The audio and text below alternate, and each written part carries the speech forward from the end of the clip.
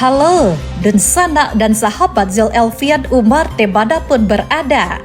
Bank Indonesia telah mengakui Wali Kota Solo, Bapak Haji Zulelfian Umar SH.MSI, yang telah sukses memimpin 1 periode menjadi Wakil Wali Kota Solo dan 2 periode menjadi Wali Kota Solo. Untuk itu, Bank Indonesia Pusat meminta Wali Kota Solo berbagi strategi dengan pengalamannya dalam sesi Leaders Insight. Bank Indonesia sangat mengharapkan Bapak Haji Zulelfian Umar dapat memberikan wawasan mendalam tentang bagaimana pemimpin dapat menghadapi tantangan dan memanfaatkan peluang dalam pembangunan daerah.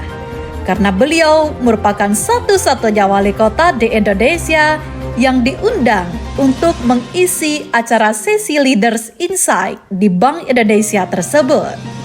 Wah, ini cukup luar biasa. Untuk sahabat dan sanak Zulelfian Umar dimanapun berada, kita bangga mempunyai wali kota Solo yang diakui seperti ini. Terima kasih telah menonton.